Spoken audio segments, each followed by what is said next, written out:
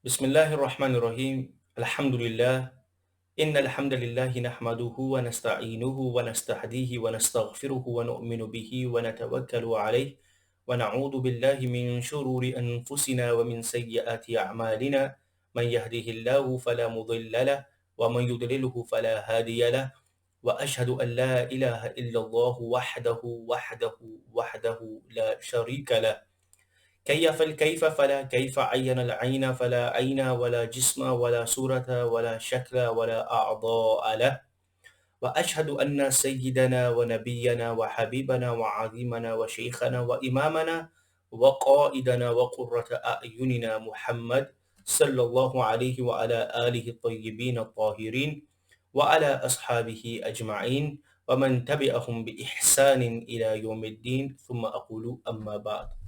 Brothers and sisters in Islam, Assalamu alaikum wa rahmatullahi ta'ala wa barakatuh. Jum'ah Mubarak Sa'id to each and every single one of you. All praises are for Allah subhanahu wa ta'ala, the Lord of the universe, the sustainer, the maintainer, the all-knowing, the all-hearing, the all-powerful.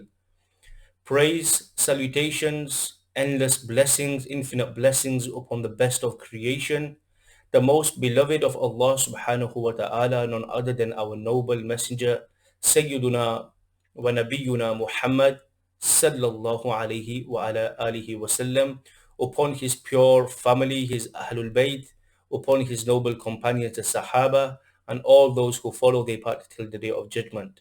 Alhamdulillah, Allah has bestowed us with an opportunity to benefit from the blessings of the day of Jumu'ah, the best of days on which the sun has risen, the day of Jumu'ah, a day in which we have a spiritual connection with our masajid, and the blessings of Allah subhanahu wa ta'ala shower upon the believers. Upon this day, we pray that Allah subhanahu wa ta'ala, He showers His blessings upon all the Muslims and all humanity that are still suffering from this crisis.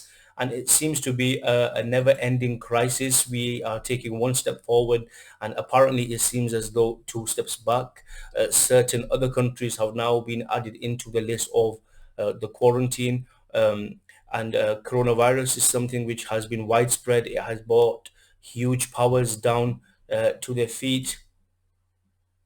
And it has really been a wake-up call for each and every single one of us. During this time, we look at things optimistically and pragmatically. We have been given an opportunity to spend time with our families within our homes, spend some quality time with them. It's a moment for contemplation and reflection for each and every single one of us. And a very relevant topic pertaining to this is what we started on last week, are the character traits of the people of Allah. So the awliya Allah, those servants or those slaves of Allah subhanahu wa ta'ala, what character traits do they have? And it's important for us to study this so that we can then reflect and think that these character traits with the Quran is considering to be good character traits. These attributes, these characteristics, do we possess them? Or are they missing from our lives? And if they are missing from our lives, then how can we try to embark upon a journey in which the character traits of the Ibadur Rahman, the elite servants of Allah subhanahu wa ta'ala, where are our shortcomings? We need to reflect and try to implement these things within our lives. Often what happens is what we consider to be good, what we consider to be positive character traits, sometimes they will fall hand in hand with the Islamic teachings and the Quranic principles. But often we may think that something is bad, but in reality it may be good, and vice versa. So it's important for us to understand this.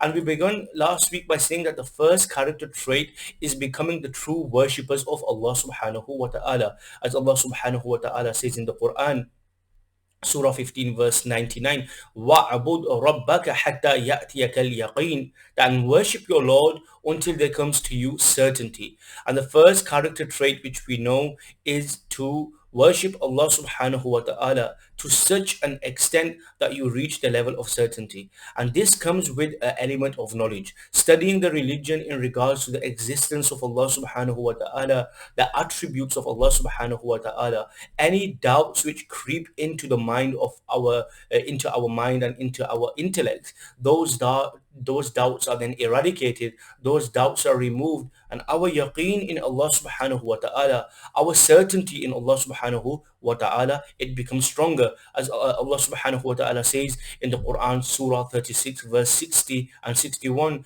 and did I not enjoin upon you, O children of Adam, that you do not worship shaitan, for indeed he is your clear enemy, and that you worship only me. وَعَنِ اعْبُدُونِي هَذَا صِرَاطٌ مُسْتَقِيمٌ. And without doubt, this is the straight path. So the path of Allah subhanahu wa ta'ala, becoming true worshippers, engaging, spiritually connecting to our worship. For many of us, our worship has become a mere practice, a set of rituals, an exercise, and we don't really engage with our worship. And primarily the reason for this is because we are not understanding the inner dimensions of our salah.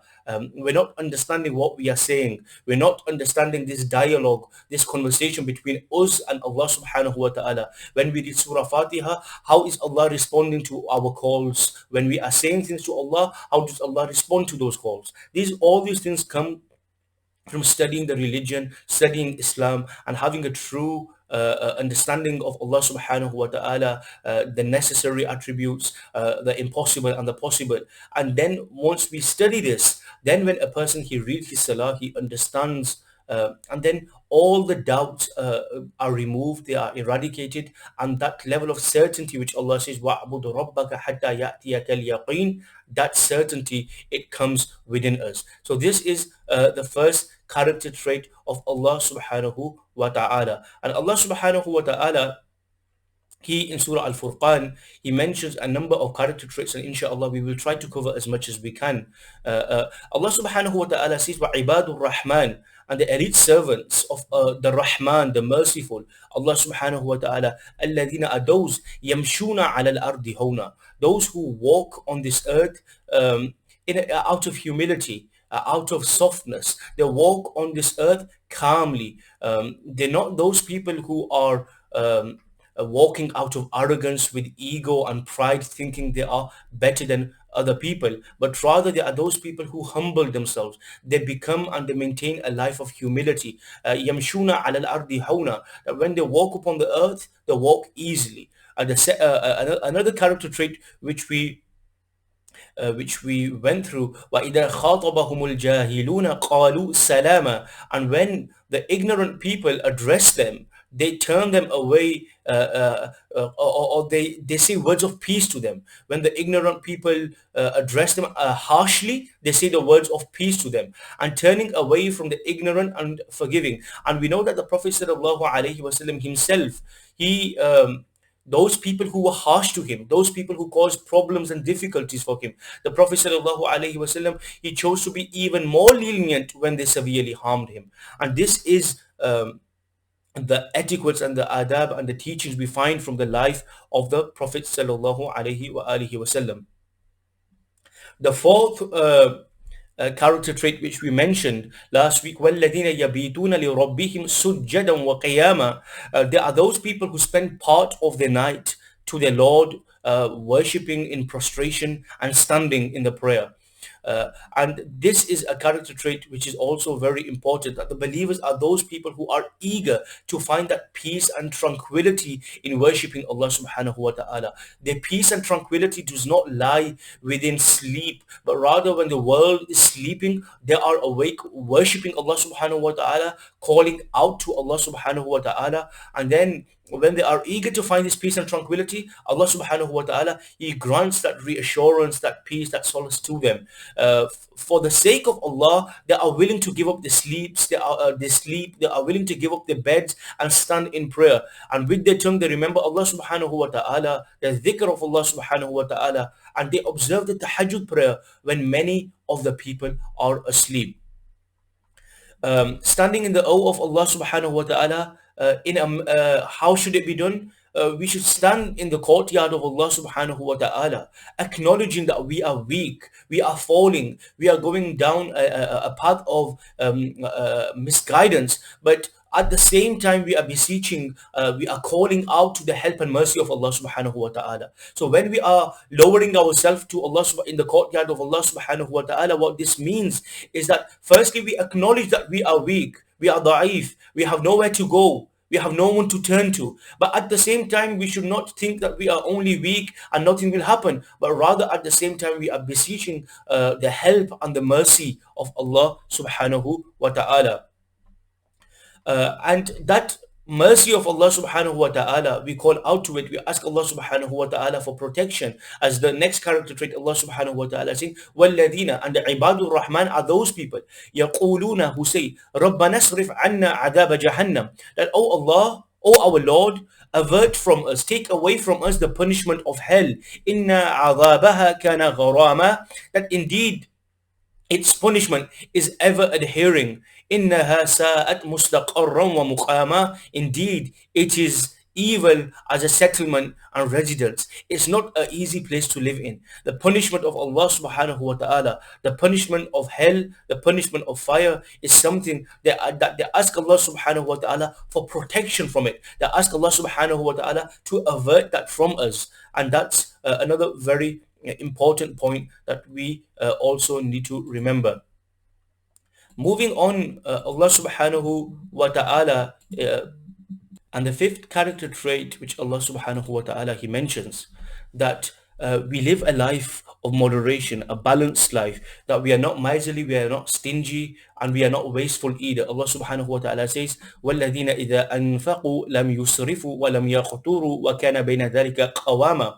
And the وَعِبَادُ Rahman, and the servants of Allah subhanahu wa ta'ala, the servants of the merciful, the servants of Allah are those people that they are those who, when they spend, they do not spend, they do not do so excessively or sparingly, but are ever between that. Justly, in a moderate manner. And this is very important for us, because when a person, he becomes successful and he has the wealth, and he has a portion of wealth that he can spend. Some people, they start to spend on their desires, and many lavishes, living a lavish VIP life. And on other cases, what we find is that people are so stingy that those who have rights upon them, they will be going through a tough time and they still will not help them. Allah subhanahu wa ta'ala says, no, وَالَّذِينَ إِذَا أَنفَقُوا, when they spend, لَمْ يُسْرِفُوا وَلَمْ يَقْتُرُوا, that they are not stingy, وَلَمْ يُسْرِفُوا, they do not excessively spend, وَلَمْ يَقْتُرُوا, and they are not stingy, or they're not miserly, they are not spare or sparingly. But وَكَانَ بَيْنَ ذَلِكَ قَوَامًا, but rather there are those people who are moderate in their method of spending. So they control their impulses, they control their desires, and at the same time they are providing for the dependents, those who are dependent upon them, and others, in a balanced and a halal manner. And I think this is a very important point within today's day and age. Many of us like to live in this luxurious world, and always eat outside in luxurious restaurants, and we want to wear branded clothing, drive luxurious cars. But Allah subhanahu wa ta'ala says that the best method and the sign of the people, of the servants of Allah, are that when they spend in the way of Allah, they do not do excessively. They control the impulses and the desires. But at the same time, they do not be stingy, that they are not providing for the dependents. But rather those who are dependent upon them, they provide for them in a very balanced and in a very halal manner, which is the way of the people of Allah subhanahu wa ta'ala.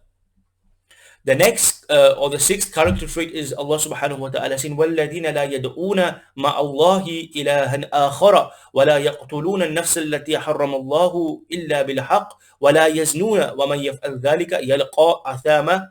Allah subhanahu wa ta'ala says that those who do not invoke with Allah another deity, so they believe in the true Tawheed and the oneness of Allah subhanahu wa ta'ala, in his actions, in his attributes, in his essence. And this is something which, once again, I cannot reiterate the importance, that how important it is for us to study Aqidah and understand the characteristics, the attributes of Allah subhanahu wa ta'ala. Many of the times the words which we may use to describe the attributes of Allah, they may sound simultaneous, or they may sound synonymous. Rather, they may sound synonymous to the words and the attributes and the characteristics we use for the normal creation, but in reality that's not the case. In reality, we have to believe in the oneness, the true monotheism, the uniqueness of Allah subhanahu wa ta'ala, the eternity of Allah subhanahu wa ta'ala, the everlastingness of Allah subhanahu wa ta'ala, and all this can only be done by studying aqidah properly.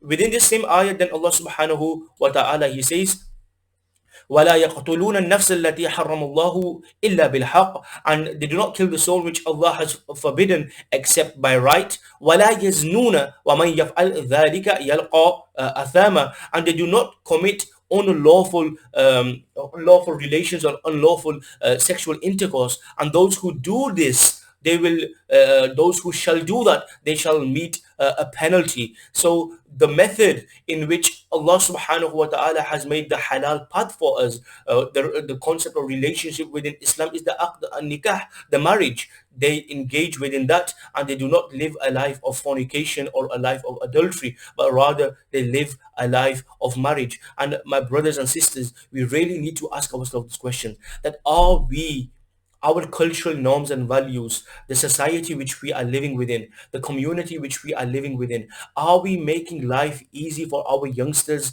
to actually implement these character traits within their lives? Or are we doing the ox? Are we doing the opposite? And are we making life hard for them? How difficult have we made this very simple concept of marriage, which is to do with ijab and qabul, an offer being presented and the acceptance with two witnesses and some small amount of dowry? How difficult have we made it that our younger brothers and our younger sisters, they think that they have to work for so many years, they have to have so much money saved up so that they can book a luxurious VIP wedding hall, they need to have a luxurious car, there needs to be a certain level they need to obtain before entering into a marriage. And rather, what is happening, we see that many people are falling into this, and Allah subhanahu wa ta'ala says that those who do commit these type of acts, those who do live a life of fornication or adultery, Allah subhanahu wa ta'ala says, وَمَنْ يَفْعَلْ ذَلِكَ يَلْقَى أَثَامًا, and whoever should do that, they will meet a penalty. And as we said, the penalty of Allah, the punishment of Allah is severe. Allah subhanahu wa ta'ala protect each and every single one of us. The next character trait Allah subhanahu wa ta'ala said, وَالَّذِينَ لَا يَشْهَدُونَ الزُّورَ وَإِذَا مَرُّوا بِاللَّغْوِ مَرُّوا كِرَامًا, and the Ibadur Rahman, the servants of Allah, are those that who do not testify to falsehood. وَإِذَا مَرُّوا بِاللَّغْوِ مَرُّوا كِرَامًا, and when they pass by or pass near ill speech, they pass by with dignity. So there are 2 points here. The first point is the signs of the people of Allah, that we always oppose falsehood. We never testify falsehood. We never give false testimonies, but we stick with the righteousness. And the days of Muharram al-Haram are coming, and we see how Imam Ali Maqam, Imam Hussein radiallahu anhu alayhi salam, how he sacrificed his life and his Ahlul Bayt to fight for the righteousness, the cause. He did not testify with the falsehood which was being presented, but rather he stood and made a decision that all of Islam today is benefiting from. So whether it's within the smallest of matters or the largest of matters, it's important for us not to testify to falsehood, but rather speak with the righteous, even though you may be few in number. The truthfulness and the path of truth is the path which we will always testify with. And when you pass by near some ill speech, you pass by with dignity. You don't entertain it, you don't join in with it, but rather you remain on the high moral values of dignity. The eighth character trait, Allah subhanahu wa ta'ala says, وَالَّذِينَ إِذَا ذُكِّرُوا بِآيَاتِ رَبِّهِمْ لَمْ يَخِرُّوا عَلَيْهَا صُمًّا وَأُمْيَانًا. And this is very important. Many of us, we go to the masajid. Many of us, we listen to the Friday reminder, the Friday sermon. We go to other talks and other lectures. We have everything at our disposal in today's day and age. Many of us, we listen to the ulama on YouTube and other social media devices. But it's a very important point that Allah subhanahu wa ta'ala says that the Ibadur Rahman are those people. The Ibadur Rahman are those people. And this is very important that Allah subhanahu wa ta'ala, He says in the Quran that when you are reminded with the verses of Allah subhanahu wa ta'ala, the signs of Allah subhanahu wa ta'ala, they are presented to you. Now we all listen to the Friday sermon or the Friday lectures or the Friday reminders. We listen to many of the ulama, and often we turn a blind eye. It's through in one ear and out of the other ear. But Allah subhanahu wa ta'ala says, وَالَّذِينَ إِذَا ذُكِّرُوا بِآيَاتِ رَبِّهِمْ, that when they are reminded with the verses of Allah subhanahu wa ta'ala, لَمْ يَخِرُّوا عَلَيْهَا, they do not fall upon them summan wa umyana. They do not fall upon them deaf and blind. It's not as though that they just listen to it, they just hear it, and that's it. It's the end of it there and then. No, but rather what we find are the believers of Allah, the Ibadur Rahman, the true servants of Allah, are those people that when they are reminded by the verses of Allah subhanahu wa ta'ala, the teachings of Allah, the Quranic principles, they are attentive. They listen to it very attentively, and they see and they reflect within their own lives. And those things which are not present within their lives, they try to work towards putting them within their lives. And then the final point, and I think we will conclude with this, is Allah subhanahu wa ta'ala says, and the servants of Allah, the elite servants of Allah are those people, وَالَّذِينَ يَقُولُونَ, they say, رَبَّنَا هَبَ لَنَا مِنْ أَزْوَاجِنَا وَذُرِّيَّاتِنَا قُرَّةَ أَعْيُنٍ وَجَعَلْنَا لِلْمُتَّقِينَ إِمَامًا. They say to Allah that, "O Allah, O our Lord, grant us from among our wives and offspring comfort to our eyes, and make us an example for the righteous." So they want to be an example for the righteous. They want good not only for themselves, but their wives, but also for their offspring. I pray that Allah subhanahu wa ta'ala, He allows us to understand the signs of the people of Allah subhanahu wa ta'ala and act upon them and implement them within our lives. أقول قولي هذا واستغفر الله لي ولكم وما علي إلا البلاغ.